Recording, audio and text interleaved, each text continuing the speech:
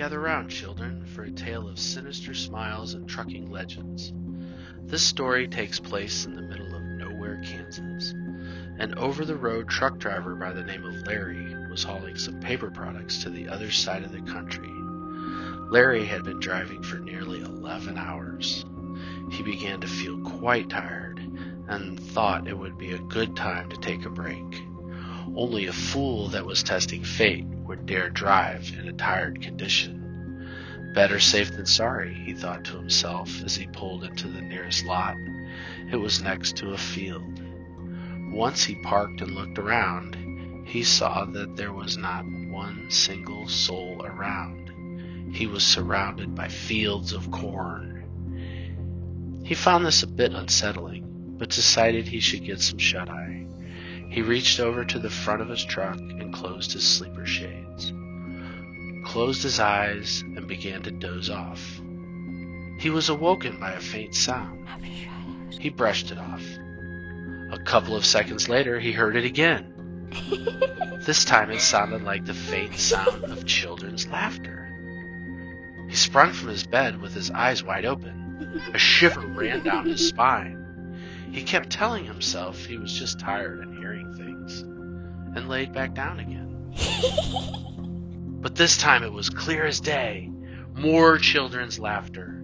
He could no longer deny what he was hearing. He was frozen in fear and could not get up from his bed.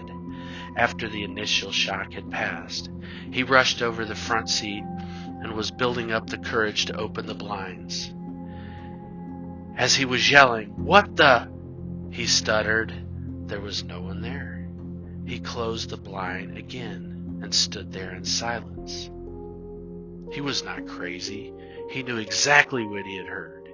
He had made his way over to the other side and opened the blinds, only to be faced with a dozen children of various ages, with sinister smiles on their faces.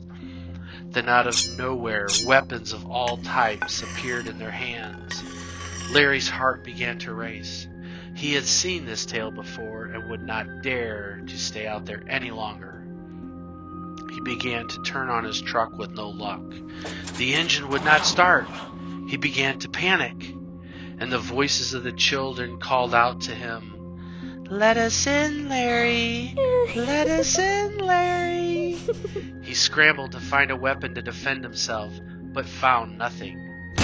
Then the passenger window shattered. It was too late. The children had broken into his truck.